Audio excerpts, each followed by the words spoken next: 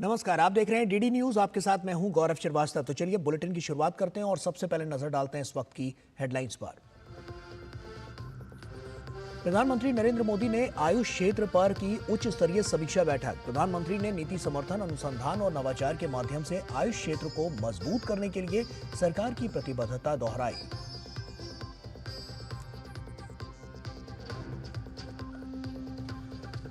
महाकुंभ के सफल आयोजन के बाद योगी सरकार का सफाई और स्वास्थ्य कर्मियों के लिए बड़ा ऐलान। 10,000 रुपए के बोनस के साथ ही 5 लाख के स्वास्थ्य बीमा की घोषणा। अप्रैल से सफाई कर्मियों को 16,000 का मानदेय।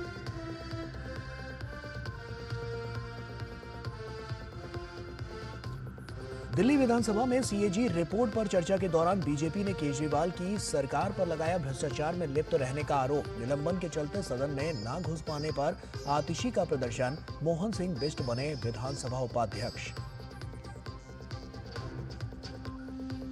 हिंदी भाषा पर स्टालिन की टिप्पणी को लेकर बीजेपी का पलटवार। केंद्रीय मंत्री अश्विनी वैष्णव ने कहा, समाज को बांटने के ये कुत्सित प्रयास कुशासन से ध्यान नहीं भटका सकते। राहुल गांधी की खामोशी पर भी उठाए सवाल। भारत दौरे पर पहुंची यूरोपीय संघ की अध्यक्ष उर्सुला वॉन डेर लेयन। विदेश मंत्री एस जयशंकर से की मुलाकात। राजघाट जाकर राष्ट्रपिता को दी श्रद्धांजलि। प्रधानमंत्री नरेंद्र मोदी से करेंगी मुलाकात। और आइए अब बुलेटिन की शुरुआत करते हैं। प्रधानमंत्री नरेंद्र मोदी की अध्यक्षता में आयुष क्षेत्र की एक उच्च स्तरीय बैठक में समीक्षा की गई। बैठक में केंद्रीय स्वास्थ्य मंत्री जेपी नड्डा, आयुष मंत्री प्रताप राव जाधव और वरिष्ठ सरकारी अधिकारी उपस्थित रहे। प्रधानमंत्री नरेंद्र मोदी ने पारंपरिक चिकित्सा, योग और प्राकृतिक चिकित्सा को और मजबूत करने के लिए नीतिगत समर्थन और अनुसंधान को बढ़ावा देने पर जोर दिया। बैठक के दौरान आयुष क्षेत्र के वैश्विक स्तर पर तेजी से विस्तार हो रहे विस्तार को रेखांकित किया गया और इसके साथ ही पीएम आयुष क्षेत्र को सशक्त बनाने के लिए रणनीतिक हस्तक्षेप की आवश्यकता पर जोर दिया।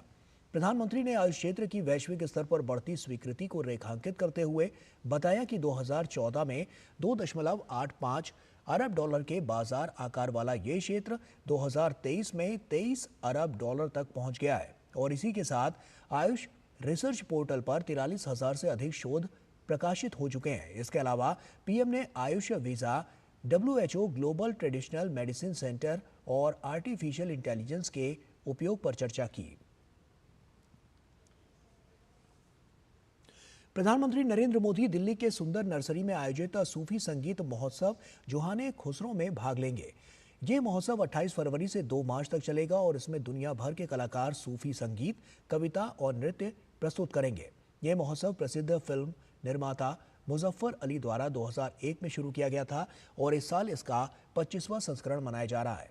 प्रधानमंत्री नरेंद्र मोदी टेह बाजार का भी दौरा करेंगे, जहां एक जिला एक उत्पाद योजना के तहत हस्तशिल्प और हथकरघा से जुड़े उत्पाद प्रदर्शित किए जाएंगे।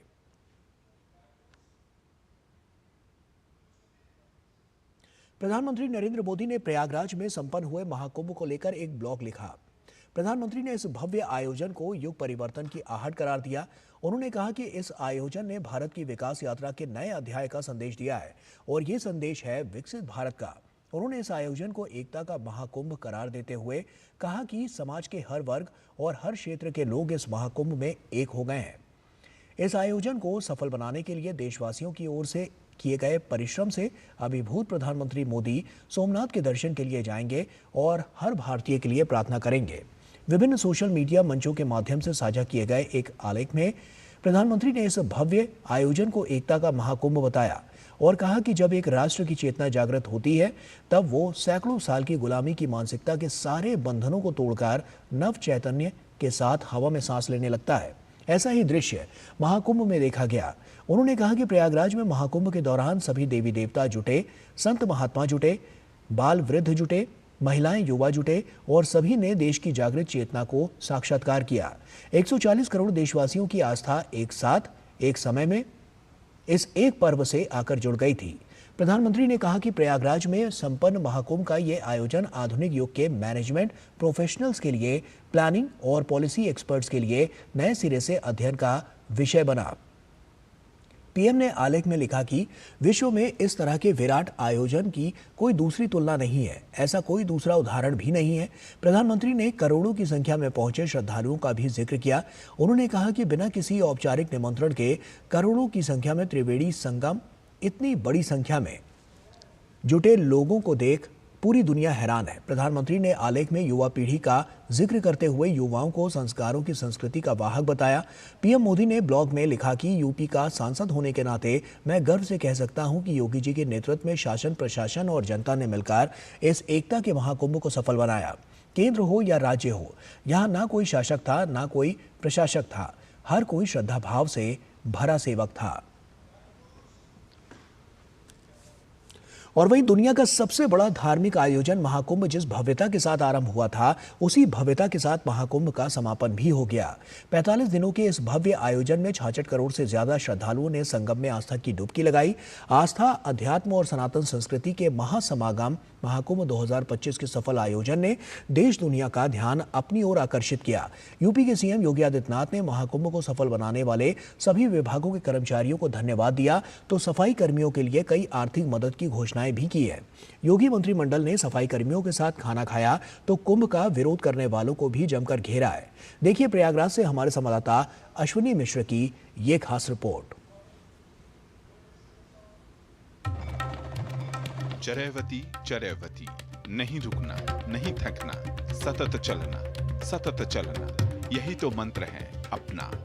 हमारे मंत्र दृष्टा ऋषियों के मंत्रों को आत्मसात कर चरैवती चरैवती धीरे धीरे मंथर गति से जब 66 करोड़ से अधिक श्रद्धालु तीर्थराज प्रयाग पहुंचे तो दुनिया ने साक्षात जीवंत आश्चर्य का साक्षात्कार किया। त्रिवेणी तट पर जब सनातन की सभी धाराओं का संगम हुआ तो इस अभूतपूर्व आयोजन को अंतरिक्ष से भी देखा गया। दुनिया का सबसे बड़ा मानव समागम जिस अनुशासन और व्यवस्थित तरीके से संपन्न हुआ तो दुनिया चकित, विस्मित और सम्मोहित हो गई। सत्य, सनातन, शाश्वत के उन मूल्यों को एक बार फिर पूरी दुनिया के सामने सर्वोच्च शिखर पर पहुंचाया, जो कि वसुधैव कुटुंबकम की कामना करती है, सर्वे भवन्तु सुखिनः का बोध कराती है। और यहाँ पर दुनिया ने देखा कि कैसे सत्य, सनातन, शाश्वत मूल्य एक रूप में आकर संगम में मिल जाते हैं।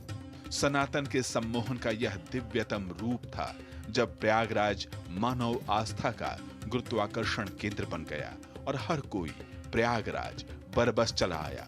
त्रिवेणी तट पर संत, महंत, आचार्य, शंकराचार्य ही नहीं, वनवासी, गिरवासी, ग्रामवासी, सुदूरस्थवासी का ही समागम नहीं हुआ, बल्कि विश्व के हर महाद्वीप और करीब हर देश के श्रद्धालुओं का प्रयागराज में संगम हुआ।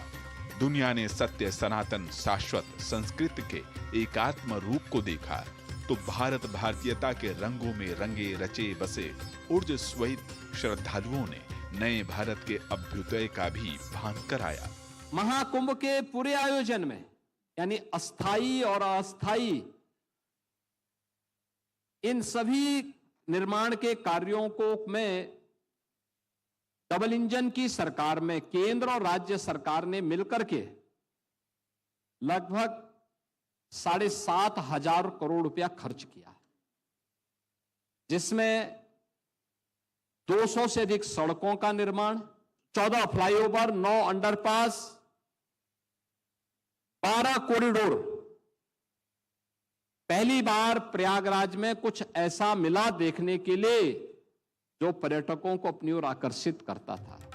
पहले के कुंभों में जहां आयोजन बुजुर्गों के तीर्थाटन जैसा माना जाता था, तो वहीं इस बार महाकुंभ में युवाओं का बहुत बड़ी संख्या में शामिल होना इस बात का संकेत है और संदेश है कि भारत की युवा पीढ़ी पाश्चात्य संस्कृति के भौतिकवादी आकर्षण के मोहपाश में नहीं फंसी है, बल्कि हमारी गौरवशाली सनातन परंपरा, संस्कार और संस्कृति की संवाहक बनी हुई है। त्रिवेणी तट पर दुनिया ने भारत के आध्यात्मिक आधुनिक स्वरूप का संगम देखा तो त्रिवेणी तट पर दुनिया ने भारत के जीवंत जागृत चेतना का भी साक्षात्कार किया। विकास और विरासत को अपने दोनों हाथों में लिए संकल्पबद्ध भारत, ऊर्जा, उमंग, उत्साह और ऊर्जा से लबरेज भारत महाकुंभ के आयोजन से युग परिवर्तन की आहट भी देता है। समता, ममता, करुणा, बंधुता, शांतिपूर्ण, साहचर्य, सद्भाव और सह अस्तित्व जैसे सनातन के शाश्वत मूल्यों को हृदय स्थल में समेटे महाकुंभ ने सत्य, सनातन, शाश्वत मूल्यों के साथ भारत भारतीयता का महागान किया है। अश्विनी कुमार मिश्र की रिपोर्ट, डीडी न्यूज, प्रयागराज। और महाकुंभ 2025 के समापन के अवसर पर उत्तर प्रदेश के मुख्यमंत्री योगी आदित्यनाथ ने सफाई कर्मचारियों और स्वास्थ्य कर्मियों के लिए 2 बड़ी घोषणाएं की।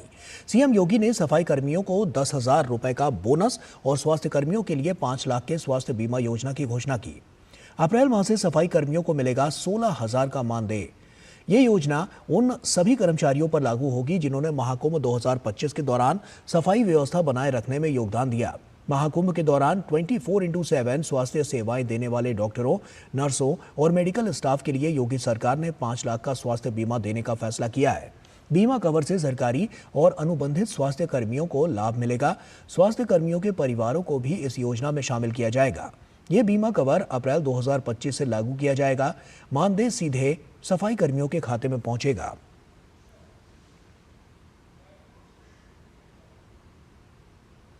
उत्तर प्रदेश के मुख्यमंत्री योगी आदित्यनाथ ने महाकुंभ 2025 के सफल आयोजन पर खुशी जताई और कहा कि प्रयागराज महाकुंभ ने राज्य में आध्यात्मिक पर्यटन के नए रास्ते खोल दिए हैं।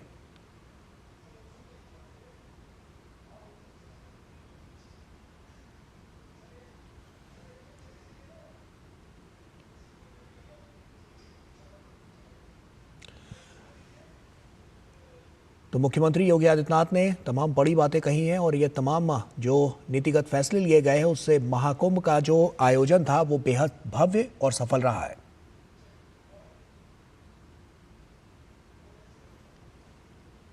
ये आस्था और आर्थिकी का जो एक नया विजन प्रधानमंत्री जी ने दिया है कि स्पिरिचुअल टूरिज्म में भी पोटेंशियल है और उस पोटेंशियल का आधार कोई राज्य बन सकता है तो उत्तर प्रदेश बन सकता है।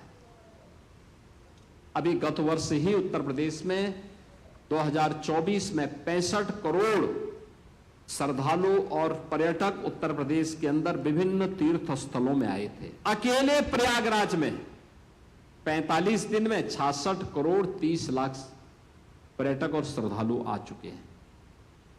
यानी नए नए रिकॉर्ड बनते हुए दिखाई दे रहे हैं। प्रयागराज महाकुंभ ने उत्तर प्रदेश के अंदर 5 स्पिरिचुअल टूरिज्म के कॉरिडोर उपलब्ध करवा दिए। और मुख्यमंत्री योगी आदित्यनाथ ने महाकुंभ में सफलता के कई आयामों को गिनाते हुए कहा कि राज्य और केंद्र सरकार के प्रयास से प्रयागराज एक स्मार्ट सिटी के रूप में स्थापित हो गई है। देशी नहीं बल्कि कई विदेशी श्रद्धालु भी इस भव्यता के साक्षी बने हैं। इन 45 दिनों में 100 देशों का प्रतिनिधित्व प्रयागराज में हुआ, जिसमें 74 देशों के तो एम्बेसडर और हाई कमिश्नर्स यहां आए थे। 12 देशों के मंत्री या राष्ट्राध्यक्ष की उपस्थिति हुई थी। निर्माण के कार्यों को में डबल इंजन की सरकार में केंद्र और राज्य सरकार ने मिलकर के लगभग 7,500 करोड़ रुपया खर्च किया। इसमें अस्थाई और अस्थाई इंफ्रास्ट्रक्चर प्रयागराज को प्राप्त हुआ। प्रयागराज आज एक स्मार्ट सिटी के रूप में विकसित हुआ और आज जो भी प्रयागराज आएगा तो प्रयागराज को देखकर के अभिभूत था। और दिल्ली के उपराज्यपाल विनय कुमार सक्सेना ने गुरुवार को दिल्ली में बड़ा प्रशासनिक फेरबदल किया। उपराज्यपाल ने कई आईएएस अधिकारियों के तबादले करने के साथ ही नई नियुक्तियां की। वहीं मुख्यमंत्री कार्यालय में भी बड़े बदलाव किए गए। 2007 बैच के आईएएस अधिकारी अजीमुल हक दिल्ली वक्फ बोर्ड के सीईओ के पद पर नियुक्त किए गए हैं। 2008 बैच की आईएएस अधिकारी डॉक्टर मधु रानी को मुख्यमंत्री के सचिव पद पर नियुक्त किया है।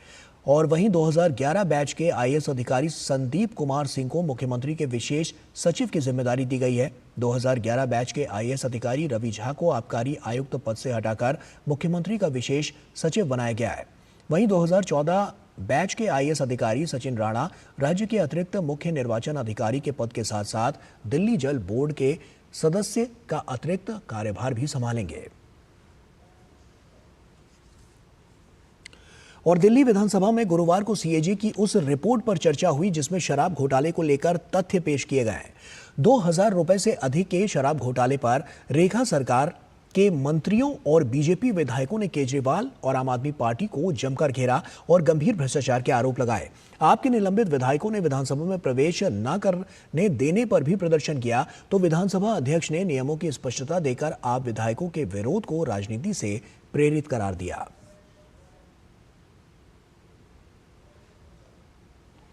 केजरीवाल सरकार के दौरान लाई गई शराब नीति पर कैग की रिपोर्ट दिल्ली विधानसभा में पेश किए जाने के बाद लोक लेखा समिति को भेज दी गई है। विधानसभा की लोक लेखा समिति 3 महीने में कैग रिपोर्ट पर जांच पूरी करेगी। दिल्ली विधानसभा की लोक लेखा समिति अर्थात पब्लिक अकाउंट्स कमेटी द्वारा इस रिपोर्ट की गहन जांच की जाएगी। यह समिति 3 महीने के अंदर अपनी रिपोर्ट सदन को प्रस्तुत करेगी। पहली कार्रवाई के रूप में इससे पहले विधानसभा में चर्चा के दौरान सत्ता पक्ष ने पूर्व की आप सरकार पर शराब नीति के जरिए खास लोगों को फायदा पहुंचाने का आरोप लगाया। मैंने ही सदन में शुरुआत की थी और उसमें जिस प्रकार से कैग की रिपोर्ट में सारे के सारे विषय वस्तु आई है, जिस तरह से पूरी तरह भ्रष्टाचार हुआ है, जिस तरह से इस सरकार ने भ्रष्ट तरीके से अपने लोगों को लाभ पहुंचाए हैं, जिस तरीके से होलसेलर को कार्टेल बना करके पैसे का लाभ मिला है, दिल्ली की जनता के पैसे का जो उपयोग सड़कों को बनाने में होना था, स्वास्थ्य के लिए होना था, वंचितों के लिए भले के लिए होना था, वो नहीं हुआ और ये सारा का सारा पैसा लोगों की जेब में चला गया। श्री मोहन सिंह बिष्ट जी। दोपहर बाद बीजेपी विधायक मोहन सिंह बिष्ट को विधानसभा उपाध्यक्ष भी चुन लिया गया। इसका प्रस्ताव सीएम रेखा गुप्ता ने रखा, जिसे मंजूर कर लिया गया। इससे पहले दिन में नेता विपक्ष आतिशी ने विधानसभा भवन में घुसने न देने का आरोप लगाते हुए निलंबित पार्टी विधायकों के साथ धरना दिया। विधानसभा अध्यक्ष ने साफ किया कि विधानसभा का पूरा परिसर विधानसभा का ही हिस्सा है। हम विधानसभा से सस्पेंडेड हैं, इसलिए हमें विधानसभा परिसर में भी एंट्री नहीं दी जाएगी। ये बिल्कुल गैर कानूनी है, गैर लोकतांत्रिक है। हाउस के सस्पेंड होना का ये मतलब नहीं है कि विधानसभा परिसर के अंदर नहीं घुस सकते। सदन के परिसर का तात्पर्य है विधानसभा भवन, सभा कक्ष, दीर्घाएं, विधानसभा सचिवालय के नियंत्रण में कमरे, अध्यक्ष कक्ष, उपाध्यक्ष कक्ष, समिति कक्ष, विधानसभा पुस्तकालय, विधानसभा वाचनालय, पार्टियों के कमरे, विधानसभा सचिवालय के अधिकारियों के अधीनस्थ सब स्थान तथा उसकी ओर से जाने वाले मार्गों से तथा उन स्थानों से भी जिन्हें अध्यक्ष समय समय पर निर्दिष्ट करे। यानी कि जब कोई भी सदस्य मार्शल आउट होता है सदन से तो रूल बुक कहती है कि वो प्रेमाइसिस से बाहर जाएगा। सदन में हंगामे के चलते आतिशी और आम आदमी पार्टी के 21 विधायकों को मंगलवार को ही 3 दिन के लिए सदन से निलंबित किया जा चुका है। आबकारी नीति से जुड़ी कैग रिपोर्ट 25 फरवरी को विधानसभा में पेश की गई थी। गौरतलब है कि विधानसभा में अभी अन्य विभागों को लेकर भी कैग रिपोर्ट रखी जानी है। शैलेंद्र मिश्र के साथ गिरीश निशाना की रिपोर्ट, डीडी न्यूज, दिल्ली। और दिल्ली विधानसभा में शुक्रवार को स्वास्थ्य सेवाओं से जुड़ी कैग रिपोर्ट पेश की जाएगी। मुख्यमंत्री रेखा गुप्ता इस रिपोर्ट को पेश करेंगी। इससे पहले शराब नीति पर रिपोर्ट पेश की गई थी, जिसे लेकर सियासी हंगामा हुआ था। रिपोर्ट में स्वास्थ्य सेवाओं की गुणवत्ता और सरकारी अस्पतालों की कार्यप्रणाली पर गंभीर सवाल उठाए गए हैं। दिल्ली में भाजपा सरकार के गठन होने के बाद लंबे समय से पेंडिंग पड़ी सीएजी की 14 रिपोर्ट्स एक एक कर सामने आने लगी है। स्वास्थ्य विभाग को लेकर भी सीएजी रिपोर्ट का खुलासा हो गया है। सीएजी की रिपोर्ट ने दिल्ली के स्वास्थ्य सेवाओं की पोल खोल दी है। हमारे सहयोगी अमरेंद्र गुप्ता ने दिल्ली के ललिता पार्क के एक मोहल्ला क्लिनिक का जायजा लिया, जहां की तस्वीरें आपको चौंका देंगी। कूड़े के ढेर और खतरनाक बिजली के खंभों के बीच बना मोहल्ला क्लिनिक खुद बीमार नजर आ रहा है। ललिता पार्क का मोहल्ला क्लिनिक है जो इस वक्त बंद है और ये मोहल्ला क्लिनिक की तस्वीर है। मोहल्ला क्लिनिक के ठीक सामने गंदगी का ये अंबार है। ये इतनी गंदगी है कि यहाँ पे खड़े आना होना भी दूभर है। जब देखेंगे गंदगी के ठीक सामने तो एक ये बिजली के बड़े बड़े वायर और खंबे लगे हुए हैं जहां पर बाकायदा खतरे का बोर्ड लगा हुआ है और ये पूरा इलाका ये बंद एक 4 दीवारी परिसर में है जहां पर गंदगी का अंबार है, बिजली के खतरनाक खंबे लगे हुए हैं और उसके साथ ये मोहल्ला क्लिनिक ये बताता है कि किस तरह से आम आदमी पार्टी की सरकार ने स्वास्थ्य सुविधाओं के जिस मॉडल की बात की और जिसको कैग ने इस स्वास्थ्य सुविधाओं पर अपनी जो रिपोर्ट दी है उसमें जो साफ तौर पर बताया गया है कि किस तरह से व्यक्तियों के स्वास्थ्य के साथ साथ न सिर्फ खिलवाड़ किया गया है, उसकी ललिता पार्क के मोहल्ला क्लिनिक की तस्वीर अपने आप में उस कहानी को बयां करती है। इसके साथ जिस तरह से कैग ने अपनी रिपोर्ट में आम आदमी पार्टी की सरकार के द्वारा चलाए जा रहे मोहल्ला क्लिनिक की खामियों को बताया है, जिसमें न सिर्फ स्वास्थ्य सुविधाओं का अभाव है बल्कि डॉक्टर्स की कमी है, दवाइयों की कमी है, समुचित तौर पे इस तरह के मोहल्ला क्लिनिक खोलते नहीं हैं और इसके अलावा जो पेशेंट यहाँ आते हैं उनको स्वास्थ्य सुविधाओं को लेने के लिए खासा स्ट्रगल करना पड़ता है। जिस स्वास्थ्य सेवा का और जिस स्वास्थ्य के मॉडल को पिछली सरकार जो है आम आदमी पार्टी की सरकार जिसको कहती थी कि बेस्ट मॉडल है, ये तस्वीर बताती है कि उन्होंने किस बेस्ट मॉडल को खड़ा करने का प्रयास किया है। जो खामियां उठाई गई हैं उसकी तस्दीक करता हुआ इस तरह के कई सेंटर्स हैं जो इस समय आम आदमी पार्टी की नीयत और नीतियों पर एक बड़ा सवाल खड़ा कर रहे हैं। कैमरामैन विश्वबंधु के साथ अमरेंद्र गुप्ता, डीडी न्यूज, दिल्ली। चित्रकूट स्थित दीनदयाल शोध संस्थान के विवेकानंद सभागार में भारत रत्न नानाजी देशमुख की 15वीं पुण्यतिथि पर श्रद्धांजलि कार्यक्रम का आयोजन किया गया और इस कार्यक्रम में देश के गृह एवं सहकारिता मंत्री अमित शाह, मध्य प्रदेश के मुख्यमंत्री मोहन यादव, भाजपा प्रदेश अध्यक्ष विष्णु दत्त शर्मा, उप मुख्यमंत्री राजेंद्र शुक्ला सहित बड़ी संख्या में लोग शामिल हुए। इस अवसर पर अमित शाह ने आपातकाल लगाने को लेकर पूर्व प्रधानमंत्री इंदिरा गांधी को घेरा। उन्होंने कहा कि इंदिरा गांधी ने जब आपातकाल लगाया तब बिखरे विपक्ष को नानाजी देशमुख ने एकजुट कर देश में पहले गैर कांग्रेसी सरकार बनाने में अहम भूमिका निभाई।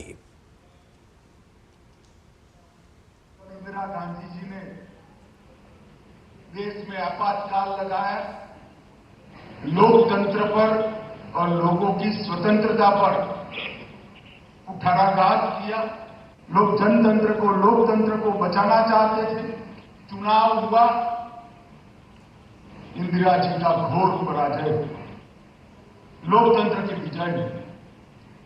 दुनिया भर के राजनीतिक पंडित सोच रहे थे कि अब क्या होगा, ये सब बिखर जाए, मगर जेपी के साथ रहकर नानाजी उन चुनिंदा नेताओं में थे जिन्होंने जनता पार्टी की रचना में बहुत बड़ी भूमिका अदा की और एक पहली गैर कांग्रेसी सरकार इस देश में अस्तित्व में आई। और वहीं आधार प्रमाणीकरण की प्रक्रिया को आसान बनाने के लिए इलेक्ट्रॉनिक्स और सूचना प्रौद्योगिकी मंत्रालय ने आधार सुशासन पोर्टल लॉन्च किया है। आधार सुशासन पोर्टल का शुभारंभ इलेक्ट्रॉनिक्स और सूचना प्रौद्योगिकी मंत्रालय के सचिव श्री एस कृष्णन ने किया। ये पोर्टल आधार तक लोगों की पहुंच को सुगम और आसान बनाएगा, साथ ही नया आधार शासन पोर्टल सेवाओं तक नागरिक केंद्रित पहुंच में सुधार करेगा। केंद्रीय वित्त मंत्री निर्मला सीतारमण ने सीमा शुल्क टैरिफ को विनिर्माण सेक्टर को मजबूत बनाने की दिशा में अहम माना है। उन्होंने कहा कि सीमा शुल्क टैरिफ एक निरंतर अभ्यास है। उन्होंने कहा कि हम चाहते हैं कि कुछ उत्पाद भारत में आए क्योंकि उन पर विनिर्माण निर्भर करता है। अगर इससे हमारे विनिर्माण को मदद मिलती है तो हम देश में आने वाले उत्पादों को और सक्षम बना सकेंगे। Aim is to completely relook at customs and duties which are going to, one, be used only as enablers. Duties will have to be enablers. You want more of certain products coming into India because your manufacturing depends on it. We'll certainly look at it from that point of view as an enabler. If they are not enablers, we certainly want to remove them. India, if it constantly is looking at itself as we are still only after the British left us where we have been, and therefore we have to first of all cross the first ladder, we are just not going to be able to make it at all. And therefore we are very clear that we want to enable Indian manufacturing. और वहीं supreme court ने GST अधिकारियों को tax चोरी के मामले में आरोपी को गिरफ्तार करने का अधिकार देने वाले प्रावधानों की संवैधानिक वैधता को बरकरार रखा है। सीजेआई संजीव खन्ना की अध्यक्षता वाली बेंच ने यह फैसला सीजीएसटी अधिनियम 2017 की धारा 69 और 70 की संवैधानिक वैधता को चुनौती देने वाली याचिकाओं पर सुनवाई के बाद दिया है।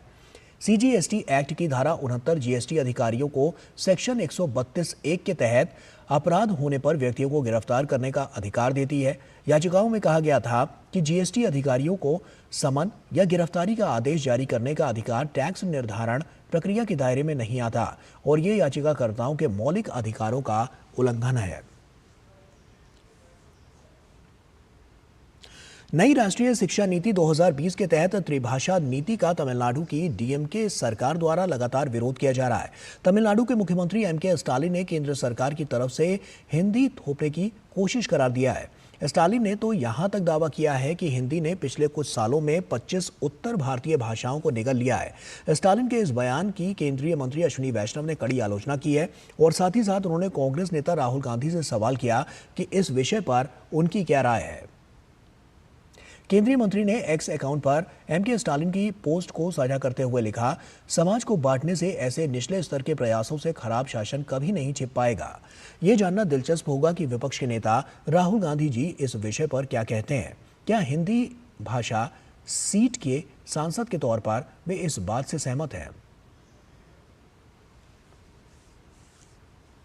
मणिपुर में राज्यपाल की अपील पर लोग लगातार अपने हथियारों को सरेंडर कर रहे हैं और इसी कड़ी में गुरुवार को लोगों ने अपने पास रखे 307 हथियार पुलिस को सौंपे। मणिपुर राइफल कैंपस में सबसे अधिक 246 हथियारों का सरेंडर किया गया। वहीं पहाड़ी और अन्य क्षेत्रों में कुल 61 हथियार जमा कराए गए। मणिपुर पुलिस ने हथियार जमा कराने वाले लोगों की सराहना की है। पुलिस ने उन सभी लोगों से भी इस मुहिम से जुड़ने की अपील की है जिन्होंने अब तक हथियार को सरेंडर नहीं किया है। दरअसल मणिपुर के राज्यपाल अजय कुमार भल्ला ने 20 फरवरी को राज्य की जनता से अपील की थी कि वे लूटे गए और अवैध रूप से रखे गए हथियारों को स्वेच्छा से 7 दिनों के भीतर पुलिस को सौंप दें। उन्होंने ये भी आश्वासन दिया था कि इस अवधि में हथियार सौंपने वालों के खिलाफ कोई दंडात्मक कार्रवाई नहीं की जाएगी। कर्नाटक सरकार के इलेक्ट्रॉनिक्स, आईटी, बीटी और एसएनटी विभाग और एबीएआई द्वारा बेंगलुरु में भारत का सबसे बड़ा गैफ्स 2025 सम्मेलन बेंगलुरु के ललित अशोक में शुरू हुआ। ये कार्यक्रम 27 फरवरी से 1 मार्च तक चलेगा। कार्यक्रम को लेकर लोगों में काफी उत्साह देखा जा रहा है। कार्यक्रम को लेकर वेव्स के उप महाप्रबंधक एम बालाजी मनी खुमारन ने कहा है कि इस कार्यक्रम के क्रेता और विक्रेता को अपने प्रोडक्ट को बेचने के लिए एक अच्छा मंच मिला है जहां कोई भी क्रेता और विक्रेता अपने पसंद के अनुसार उत्पादों की खरीद बिक्री कर सकते हैं। Waves Bazaar is a e-marketplace wherein the buyers and sellers can meet, and there is a wonderful opportunity for networking and present your products, and also it is an opportunity for buyers to identify the right products. It's a wonderful opportunity for both buyers and sellers alike. That is the Waves Bazaar. The URL of the same is also displayed in your screen. You can log into it and the registration is free. Please make the maximum use of it. Designing media and advertising private limited और AVGC skills private limited के संस्थापक निदेशक सतीश नारायण ने सरकार द्वारा आयोजित waves के इस कार्यक्रम की प्रशंसा की। सतीश नारायण ने कहा कि इस तरह के कार्यक्रम से एनिमेशन और कंटेंट के क्षेत्र में कार्य कर रहे लोगों को इस मंच से काफी लाभ होगा। All the media and entertainment industry people across the globe are going to come there, and you will see some of the biggest names like Steven Spielberg and James Cameron and many of the technicians coming to that particular platform. This is organized by the industry, for the industry, and people like Rajinikanth, Shah Rukh Khan and Amitabh Bachchan ji, and as well as all the film fraternities are backing this up, and they are really putting in all the efforts to make this as a very big event. Waves प्रतियोगिता में भाग लेने वाले विष्णु ने कहा है कि वो एक एनिमेशन कंपनी चलाते हैं जिसमें एनिमेशन कंटेंट तैयार करते हैं। वेव्स एक अच्छा मंच है जहां हम जैसे कंटेंट क्रिएटर के लिए बहुत ही अच्छा अवसर है। हमने बालाकोंडा एनिमेशन कंटेंट तैयार किया है जो रामायण की कहानी कहता है और इस कंटेंट को प्रतियोगिता में लोगों के सामने प्रस्तुत करेंगे। उम्मीद है लोगों को पसंद आएगा। We are an animation company. We are developing IPs for animation content, for animation, gaming, and comics as well.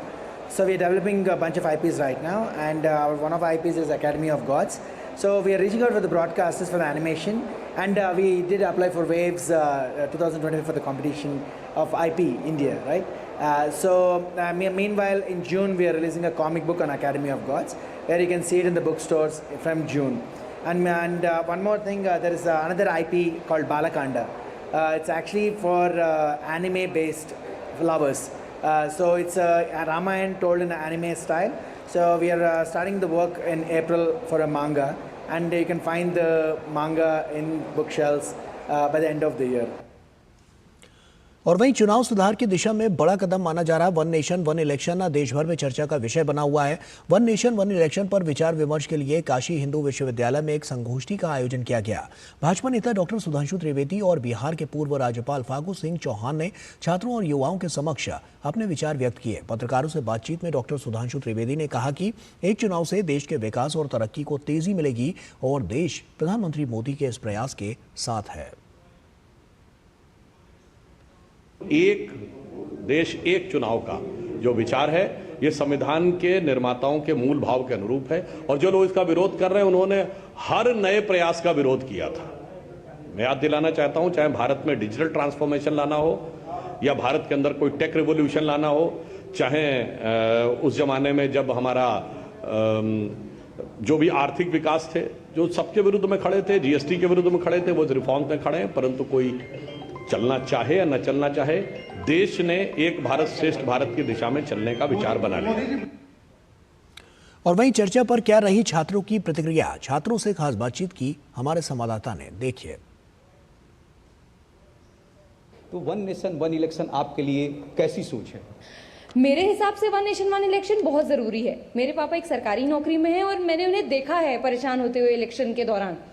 तो अब ये सिस्टम हर जगह, जब हर राज्य में इलेक्शन होते हैं अलग अलग टाइम पे, बहुत बड़ा मैकेनिज्म लगता है इसके पीछे। अगर ये चैनलाइज हो जाए, सेम टाइम पे हो, तो बहुत ज़्यादा कॉस्ट कटिंग होगा। में वन नेशन वन इलेक्शन की इम्पोर्टेंस समझ में आई कि कैसे हम अपने रिसोर्सेज को बचा सकते हैं, इतना पोटेंशियल जो है दूसरे फील्ड्स में लगा सकते हैं और कॉस्ट कटिंग हो सकती है। तो one nation one election important है और ये इम्प्लीमेंट होना चाहिए। मैंने सुना था कि 2019 में जितने इलेक्शंस हुए थे इंडिया में, टोटल 6,000 करोड़ रुपएस इन्वेस्ट हुए थे। अगर वन नेशन वन इलेक्शन होगा तो हम अपना पैसा बचा सकते हैं और कोई अच्छी जगह इन्वेस्ट कर सकते हैं। तो अगर एक ही साल में, एक ही बार में पूरे भारत का अगर चुनाव करा लिया जाएगा, प्रधानमंत्री के पद से लेकर मुख्यमंत्री, सांसद एवं विधायक तक, तो ये हमारे लिए, हमारे युवाओं के लिए एवं हमारे देश में रह रहे विभिन्न प्रकार के हर जाति वर्ग के लोग पूर्ण रूप से एक साथ होकर मतदान के प्रति जागरूक होंगे और पूर्ण रूप से मतदान प्रतिशत भी बढ़ेगा। स्टूडेंट हैं काशी हिंदू विश्वविद्यालय के, कितने जागरूक हैं कि पूर्व की जो चीज़ें हैं उसके बारे में तो इनको जानकारी है ही, भविष्य में किस तरह से भारत को सुदृढ़ बनाया जा सकता है, आर्थिक रूप से प्रबल बनाया जा सकता है, उसके बारे में भी इनकी सोच है। कैमरा पर्सन ललित कुमार के साथ doctor Harikesh Bahadur Singh Gautam, DD news, Kashi Hindu विश्वविद्यालय, वाराणसी। और दिल्ली के त्रावणकोर पैलेस में आर्ट ऑफ होप प्रदर्शनी का आयोजन किया गया और इस प्रदर्शनी में 15 राज्यों के लगभग 50 कलाकारों की पेंटिंग, स्कल्पचर के संग्रह को प्रदर्शित किया गया। प्रदर्शनी में दिव्यांग और उभयलिंगी कलाकारों की कला प्रदर्शनी भी आकर्षण का केंद्र रही। प्रदर्शनी का उद्घाटन केंद्रीय संस्कृति और पर्यटन मंत्री गजेंद्र सिंह शेखावत ने किया और इस दौरान केंद्रीय मंत्री ने प्रदर्शनी का अवलोकन कर कलाकारों की कला को प्रोत्साहन दिया। वहीं प्रदर्शनी में वेस्ट मटेरियल से बनाई गई आकर्षक पेंटिंग्स और स्कल्पचर्स को सुंदर तरीके से प्रदर्शित भी किया गया, जिसके माध्यम से पर्यावरण संरक्षण, जलवायु परिवर्तन और प्रदूषण से जुड़ी समस्याओं के प्रति जागरूक होने का संदेश दिया गया। कार्यक्रम को संबोधित करते हुए केंद्रीय मंत्री गजेंद्र सिंह शेखावत ने कहा कि ऐसे आयोजन भारत की सुंदर कला को मंच देकर कलाकारों को बेहतर प्रदर्शन के लिए उत्साहित करते हैं। Diversity of Indian culture and the cultural aspect of India, I strongly feel that this type of supports and initiatives can not only join us together, but also they can picturize India in a better manner and cultivate sense of responsibility towards nature through the artistic expressions done by the artist. और वहीं देश भर में पशुओं के कल्याण करने वाले लोगों और संस्थाओं को नई दिल्ली के विज्ञान भवन में पुरस्कार वितरित किए गए। इस अवसर पर केंद्रीय मत्स्य पालन, पशुपालन एवं डेयरी विभाग के मंत्री एसपी सिंह बघेल ने कहा कि इन पुरस्कारों से लोगों में पशुओं के प्रति संवेदना और जागरूकता बढ़ेगी।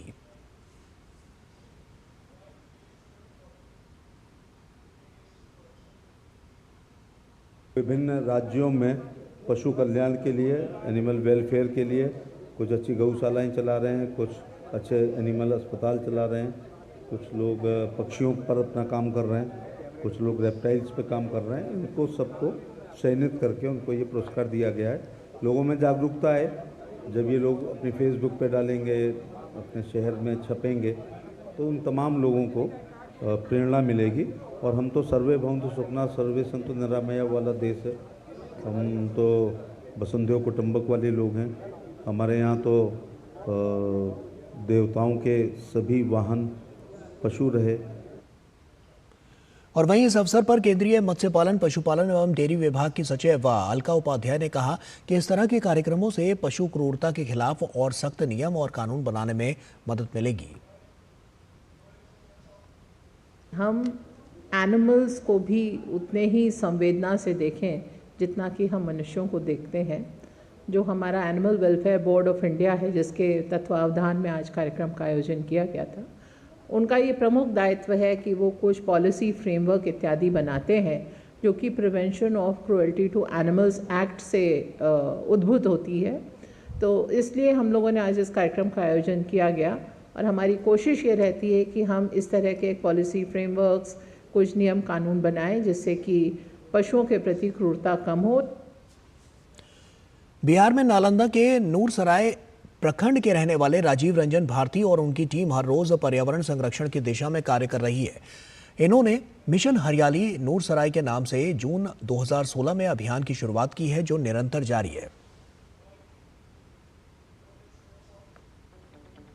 धरती पर हरियाली और स्वच्छ वातावरण के बिना जीवन संभव नहीं है। पेड़ पौधों की कटाई से जो असंतुलन पैदा हुआ है, उसकी मार समस्त मानव जाति के साथ साथ जीव जंतु भी झेल रहे हैं।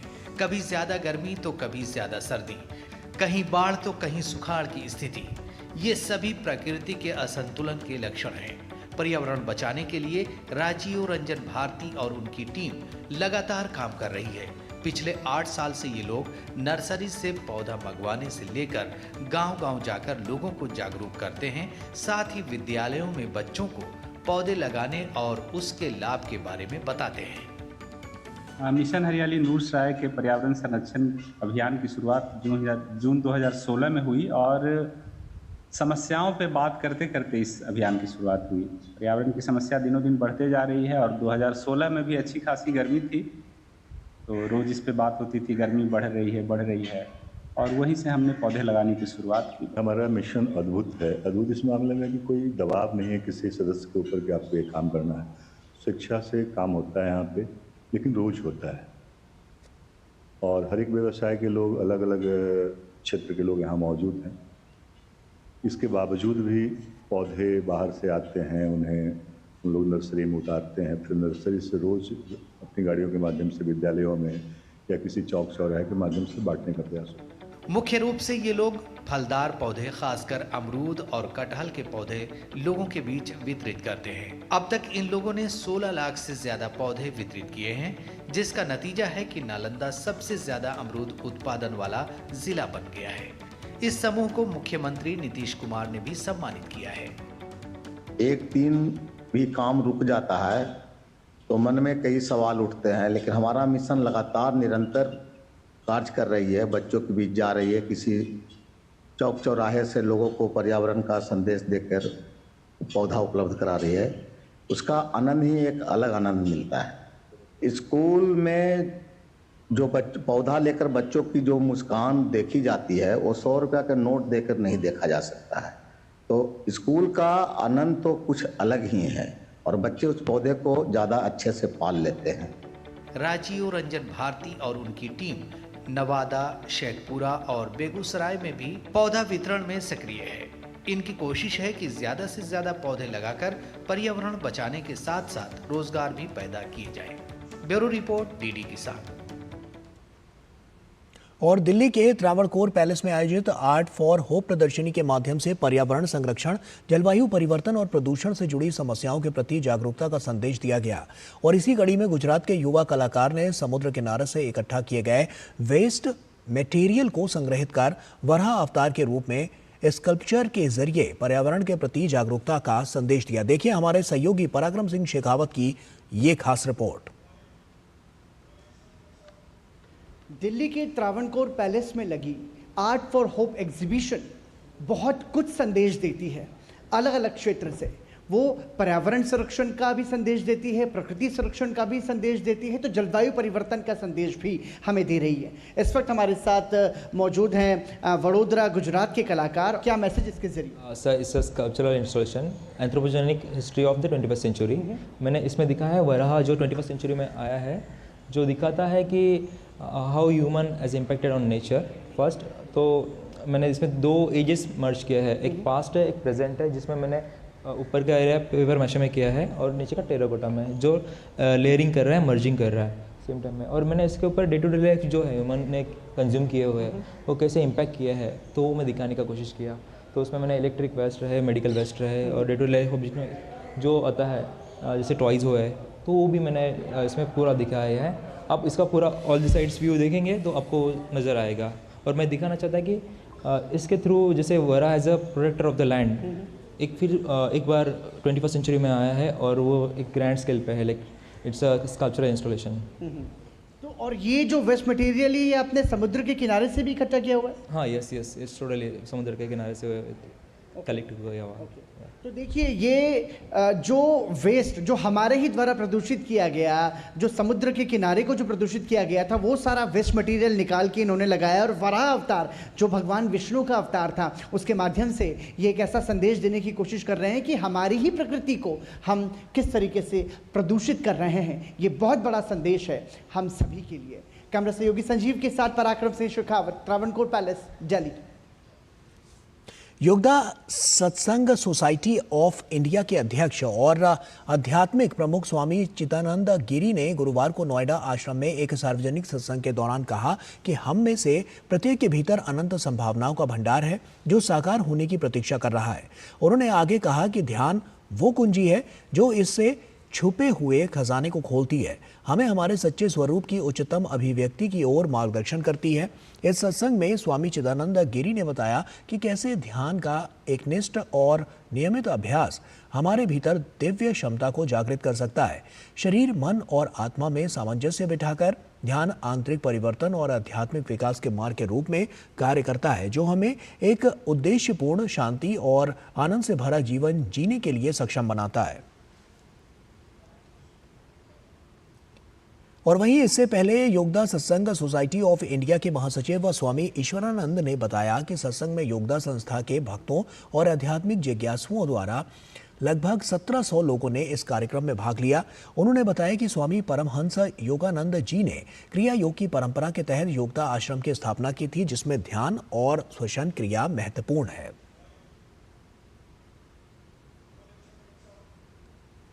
ये जो संस्था है योगदा सत्संग सोसाइटी ऑफ इंडिया, इसके गुरुदेव और संस्थापक हैं श्री श्री परमहंस योगानंद जी, जिन्होंने जो सुविख्यात क्लासिक है, वर्ल्ड क्लासिक ऑटोबायोग्राफी ऑफ योगी, उसके लेखक हैं। और उनके द्वारा प्रतिपादित मार्ग है क्रिया योग मार्ग। ये जो क्रिया योग मार्ग है ये पतंजलि महर्षि के अष्टांग योग पर आधारित है, जिसमें ध्यान, विशेष रूप से क्रिया योग पर आधारित ध्यान जो है इसकी नींव है, इसका आधार है। और स्वामी चिदानंद गिरी के सत्संग में आए साधकों और आम लोगों ने क्रिया योग को जीवन बदलने वाला बताया।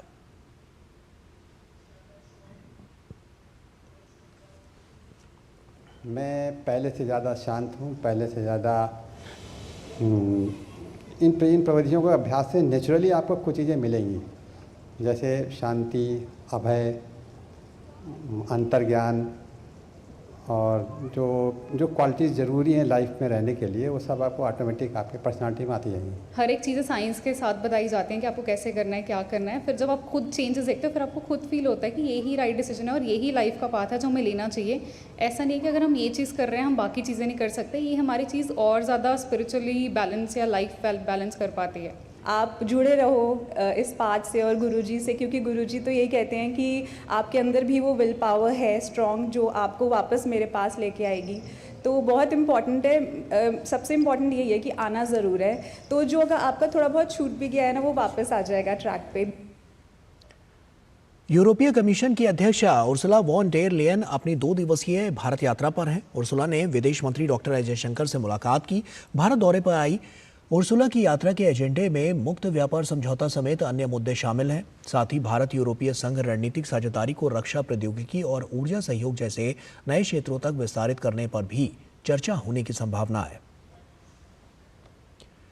University of Cambridge business school में इनोवेशन हब का नेतृत्व करने वाले प्रोफेसर कार्लोस मोंटेन्स भारत दौरे पर हैं और इस दौरान नई दिल्ली में उन्होंने यूपीआई के माध्यम से भारत की डिजिटल क्रांति को प्रत्यक्ष अनुभव लिया। साथ ही कार्लोस को पिछले वर्षों में बड़े पैमाने पर लेन देन की प्रक्रिया के बारे में जानकारियां दी गई। उन्होंने कहा कि भारत की यूपीआई भुगतान प्रणाली नागरिक आधारित प्रणाली है जिसने मुझे बहुत प्रभावित किया है।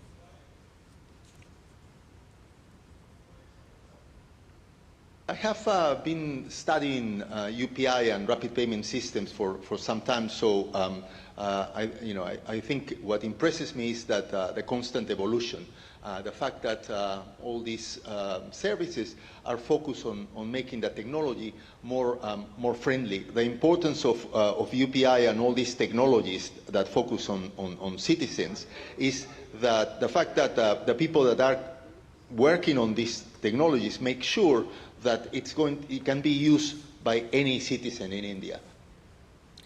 और नासा के पूर्व अंतरिक्ष यात्री माइक मैसिमिनो ने गुरुवार को नई दिल्ली में पीएम श्री केंद्रीय विद्यालय के छात्रों से बातचीत की।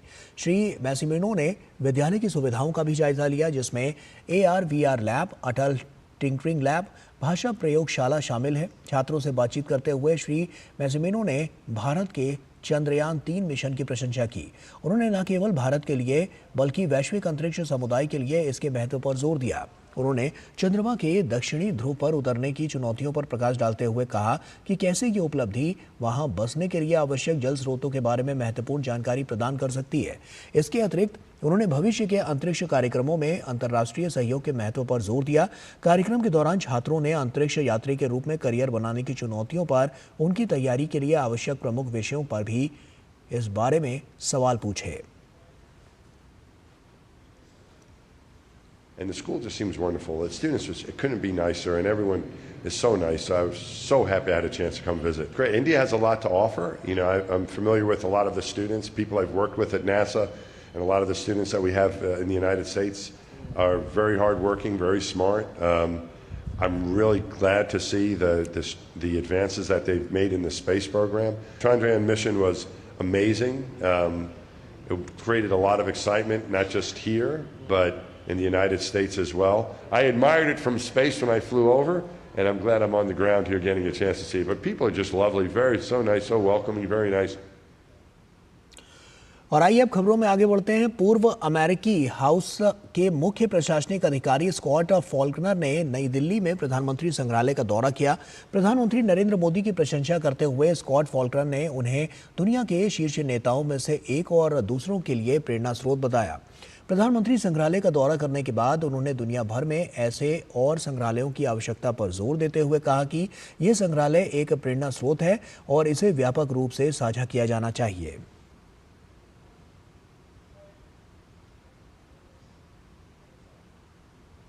Great leaders of the world right now. I mean, when you start to look around at other heads of state, he is definitely one of the top. Definitely one of the top. Again, an inspiration to others who are also trying to grapple with similar issues in their parts of the world.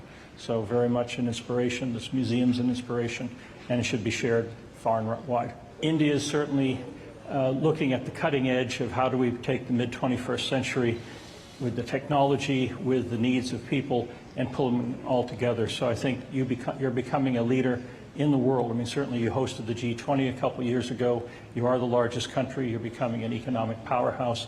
You're a great counterbalance to less democratic places like China, and is therefore you're a key part to what the future of this world is all about. And a place like this museum gives us these kind of pieces to take to other people. अमेरिकी सदन के पूर्व मुख्य प्रशासनिक अधिकारी Scott Faulkner ने नवनिर्मित संसद भवन का भी दौरा किया। उन्होंने नए संसद भवन के दौरे के बाद कहा कि इसे भवन के अत्याधुनिक वास्तुकला और तकनीकी नवाचारों से बहुत प्रभावित हुए हैं। उन्होंने विशेष रूप से कई भाषाओं के कुशल प्रबंधन, एक साथ अनुवाद की सुविधाओं और पूरी तरह से स्वचालित दस्तावेज प्रणाली के बारे में चर्चा करते हुए कहा कि दुनिया इनसे सीख सकती है। I was very impressed with the overall architecture and also really enjoyed learning about how your parliament functions in terms of where the majority minority sit when the prime minister speaks, having to deal with so many languages and simultaneous translation, and the fully automated document system. Those were all things that we could all learn from. अमेरिकी राष्ट्रपति Donald Trump ने घोषणा की कि Mexico और Canada से आयातित सामानों पर 25% टैरिफ 4 मार्च से लागू होगा। उन्होंने इस फैसले के पीछे ड्रग तस्करी को मुख्य कारण बताया। इसके अलावा ट्रंप ने चीन से आयातित वस्तुओं पर अतिरिक्त 10% शुल्क लगाने की भी घोषणा की, जो पहले से 4 फरवरी को लगाए गए 10% टैरिफ के अतिरिक्त होगा। ट्रंप ने कहा कि अमेरिका में घातक ड्रग्स, विशेष रूप से फेंटानाइल, बहुत उच्च और अस्वीकार्य स्तर पर आ रही है, जिससे ये प्रतिबंध जरूरी हो गया है। देश में लाखों बच्चे जन्मजात हड्डियों की विकृति के साथ पैदा होते हैं और ताउम्र ऐसे ही रह जाते हैं। लेकिन कुछ बच्चे ऐसे भी होते हैं जिनको समय पर इलाज मिल जाता है और वो ठीक हो जाते हैं। दिल्ली की एक 9 साल की ऐसी ही बच्ची है जो जन्म से ही टेढ़ी मेढ़ी हड्डियों की साथ पैदा हुई थी, लेकिन आकाश हॉस्पिटल के डॉक्टरों ने सफलतापूर्वक सर्जरी कर बच्ची को नई जिंदगी दे दी। पेश है एक खास रिपोर्ट। पालम दिल्ली की रहने वाली 9 साल की ये बच्ची और इनके परिवार ने कभी सोचा भी नहीं था कि बच्ची एक दिन अपने पैरों पर चल सकेगी, लेकिन आकाश हॉस्पिटल के डॉक्टरों ने ऐसा कर दिखाया। बच्ची एक दुर्लभ जन्मजात बीमारी से ग्रस्त थी, जिसकी वजह से जन्म से ही वो चल नहीं पा रही थी। बच्ची के दोनों पैर टेढ़े थे, हड्डियां टूटी हुई थीं, दोनों पैरों की हड्डियां पतली थीं, लेकिन डॉक्टरों ने दुर्लभ सर्जरी को अंजाम देकर बच्ची को एक नई जिंदगी दी। बाय बर्थ इसको एक जेनेटिक प्रॉब्लम था, जिसकी वजह से दोनों घुटने के नीचे वाली दोनों हड्डियां वो टूटी हुई थी, जो और बहुत ज़्यादा सीवियर कॉस्मेटिक डिफॉर्मिटी भी था। जब हमारे पास आई तो हमने इसको पूरा इवेलुएट किया। हमें जाना कि इसको एक जेनेटिक डिजीज़ है, जिसकी वजह से बोन बिल्कुल पतली हुई पड़ी है, जुड़ी नहीं है। तो उसके लिए हमने एक प्लान बनाया। 3 महीने सर्जरी के बाद फिर हमने जब हड्डी जुड़ना शुरू हुई तो हमने उसको हटा के उस पर प्लास्टरिंग किया। धीरे धीरे बच्चे की रिहेबिलिटेशन स्टार्ट करी। आज ये सिचुएशन है कि हड्डी जुड़ गया है। 9 साल की ये बच्ची अब सहारे से ही सही अपने पैरों पर चलने लगी है। परिवार के लोग अब बेहद खुश हैं। पहले से बहुत अच्छा चलने भी लगी, हमें उम्मीद नहीं थी कि कभी चलेगी, बट अब तो बहुत देख के खुशी होता है कि लाइफ में चली तो बहुत खुशी हो रही है देख के इसको। ये बच्ची अभी 5 से 6 साल तक डॉक्टरों की निगरानी में रहेगी। आंकड़ों के मुताबिक देश में करीब 6% बच्चे जन्मजात हड्डियों की विकृति के साथ पैदा होते हैं। अगर समय पर उनकी जांच और इलाज मिल जाए तो वो पूरी तरह से ठीक हो सकते हैं और अपने पैरों पर चल सकते हैं। आकाश हॉस्पिटल ने एक नई पहल करते हुए ऐसे बच्चों का मुफ्त में इलाज करने का संकल्प लिया है। ये पहल लाखों बच्चों को अपने पैरों पर खड़े होने के सपने को साकार करने में अहम भूमिका निभाएगी। Nitendra Singh, DD news, Delhi. और अगर आप भी रील बनाने का शौक रखते हैं तो ये शौक अब आपको लखपति बना सकता है। दरअसल मध्य प्रदेश सरकार की ओर से ये घोषणा की गई है। घोषणा के तहत आपको स्वच्छता संदेश देती हुई रील बनानी होगी और 15 अप्रैल तक गांवों में कचरे से जुड़ी जागरूकता पर रील बनाकर सरकार की ओर से जारी की गई लिंक पर अपलोड करनी होगी। 2 लाख का इनाम पाओ। रील बनाने पर मध्य प्रदेश सरकार देगी पैसा। स्वच्छ एमपी रील प्रतियोगिता की घोषणा। 15 अप्रैल तक गांव में कचरे से जुड़ी जागरूकता पर रील बनाना होगा। सर्वश्रेष्ठ 5 रील को दिया जाएगा नकद पुरस्कार। मध्य प्रदेश में अब राज्य सरकार रील बनाने पर युवाओं को पैसे देगी। रील प्रतियोगिता के तहत सरकार युवाओं को 2 लाख रुपए तक की प्रोत्साहन राशि देगी। दरअसल राज्य सरकार की तरफ से स्वच्छ एमपी रील प्रतियोगिता की घोषणा की गई है। इसके लिए प्रतिभागियों को 15 अप्रैल तक गांव में कचरे से जुड़ी जागरूकता पर रील बनाकर सरकार द्वारा निर्धारित लिंक पर अपलोड करना होगा। पंचायत और ग्रामीण विकास मंत्री प्रहलाद सिंह पटेल ने प्रतियोगिता की घोषणा करते हुए कहा कि प्रदेश भर से प्राप्त रीलों में से सर्वश्रेष्ठ 5 प्रतिभागियों को नकद पुरस्कार दिया जाएगा। स्वच्छ एमपी रील प्रतियोगिता प्रारंभ हो रही है। गीला सूखा कचरा अलग अलग करना, इस पर कोई रील हो, कचरे का दोबारा उपयोग हो सके और खुले में कचरा ना लोग फेंकें, ऐसे कोई रोचक रील अगर आप बना सकते हैं तो आप जरूर भागीदार बनिए। इस रील प्रतियोगिता में पहले नंबर का जो इनाम है वो 2 लाख रुपए है। गांव में कचरा ना फैले, इसके लिए कचरा प्रबंधन पर सभी लोगों को साथ मिलकर काम करना चाहिए। इसी उद्देश्य से स्वच्छ एमपी रील प्रतियोगिता शुरू की जा रही है। इस प्रतियोगिता के तहत नौजवान और अभिभावक स्वच्छता और अच्छी आदतों पर रील बनाकर भेज सकते हैं। इस पहल से न केवल प्रतिभागी आर्थिक पुरस्कार प्राप्त करेंगे, बल्कि समाज को जागरूक करने में भी अहम भूमिका निभाएंगे। ग्रामीण विकास मंत्री प्रहलाद सिंह पटेल के द्वारा की गई है। स्वच्छता से जुड़ी जागरूकता पर हमें रील बनाना है और सरकार द्वारा निर्धारित लिंक पर उसे अपलोड करना है। इसकी अंतिम तारीख 15 अप्रैल दी गई है और उसमें से 5 सर्वश्रेष्ठ प्रतिभागियों को 2 लाख रुपए तक की नगद राशि दी जाएगी। हमारे मध्य प्रदेश के सरकार ने यह स्कीम युवाओं के लिए लॉन्च की है, जिससे हम सभी युवा, हमारे सोशल मीडिया इन्फ्लुएंसर्स और समाज के अन्य वर्ग के लोग स्वच्छता के प्रति संदेश दे पाएं, स्वच्छता के प्रति समाज के लोगों को जागरूक और शिक्षित कर पाएं। मध्य प्रदेश सरकार प्रदेश के सभी युवाओं से अनुरोध कर रही है कि कैमरा उठाएं और स्वच्छता के संदेश के साथ रील बनाने के लिए आगे आएं। माननीय प्रधानमंत्री के नेतृत्व में स्वच्छ भारत मिशन की कल्पना इस देश ने की थी। गाँव में कचरा न फैले, इसलिए कचरा प्रबंधन पर हम सबको जिम्मेदारी के साथ अपना काम करना होगा। प्रधानमंत्री नरेंद्र मोदी के स्वच्छ भारत मिशन की कल्पना को साकार करने के लिए मध्य प्रदेश सरकार ने कचरा नहीं ये कंचन है का संदेश दिया है। यदि कचरे को सही तरीके से अलग किया जाए तो ये आय का भी स्रोत बन सकता है। इस अनोखी प्रतियोगिता में भाग लेकर न केवल प्रतिभागी आर्थिक पुरस्कार प्राप्त करेंगे, बल्कि समाज को जागरूक करने में भी एक महत्वपूर्ण भूमिका अदा करेंगे। अशोक तिवारी के साथ श्रेयस द्विवेदी, डीडी न्यूज, भोपाल। और इसी के साथ फिलहाल इस बुलेटिन में इतना ही। दीजिए इजाजत, नमस्कार।